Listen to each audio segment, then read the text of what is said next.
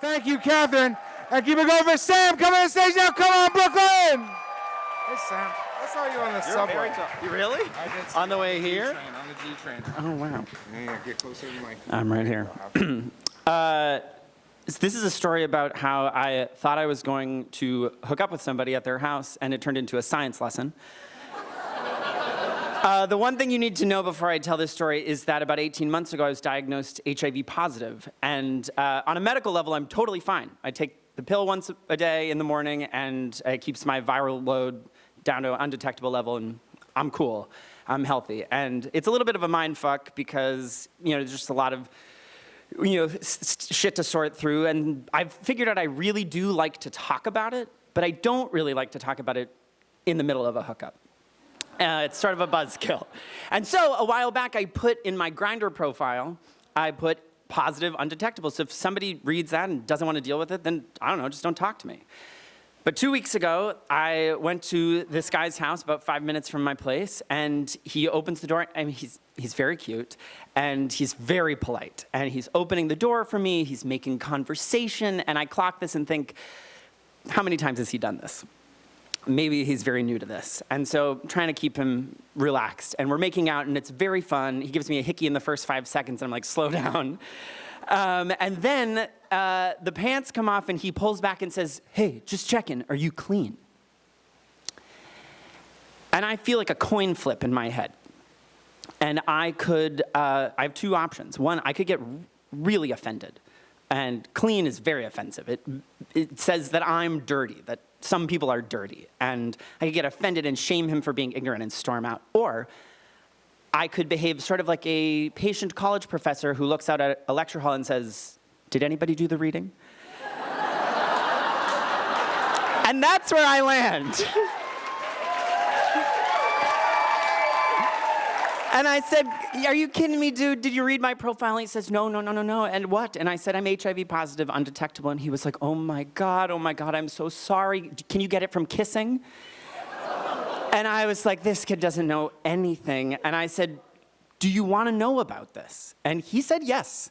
And so I told him that I take this pill every day that renders the virus incapable of replicating itself, and it keeps my viral load down to an undetectable level, and as a result, I can't transmit it. And he says something that I've heard before. It's maddening. He says, how do I know you're telling me the truth? It's like, dude, if I were interested in lying to you, I would have lied to you from the beginning. As I'm sure maybe some people have done to you, and you've just, swallowed it as the truth. And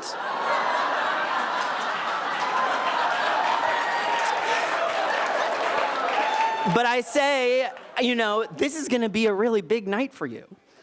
And I pull out my phone, and we're looking at articles on the New York Times and on government websites. There's this great article in The Guardian that talks about this study where 1,000 couples, one positive and one negative, had unprotected sex for over and over and over again, and they never saw a transmission. I whip out this joke of this scientist who declared it scientifically impossible, said that you'd have to have unprotected sex for 400,000 years before you saw a single transmission, and he is just too afraid. And so I say, we can cuddle. And so we're cuddling, and he's talking about the stigma, and he's afraid of the stigma. And I said, you're not afraid of the stigma. Your fear is the stigma. Your fear is the manifestation of this stigma. It's not based in fact. I'm showing you the facts, and the facts are the antidote to this fear. And he's like, I don't know. And so we cuddle, and we start rolling around again, but then he freaks out, and he says, I want you to check in this week. I want you to tell me how you're doing. And I was like, no.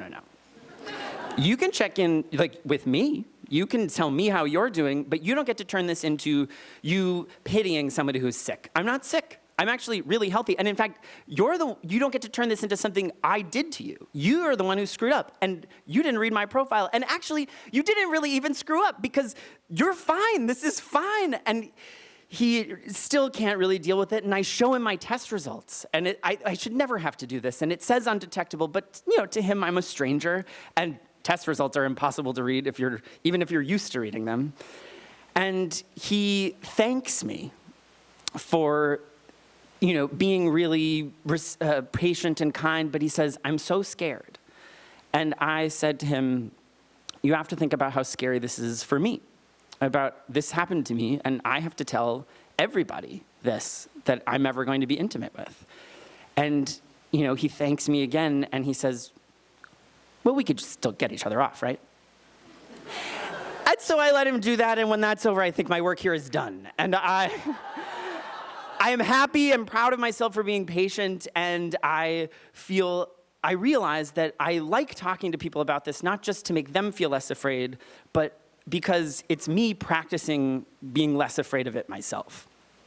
And we're leaving, and he says, you never got my number. And so I take his number, and I text him right there, hey, it's Sam. And I ask him how old he is, and he says he's 24. And I ask him when he came out, and he said, a couple months ago. And I realized this kid's not afraid of me. He's not afraid of HIV. He is afraid of everything. And he hasn't texted me back.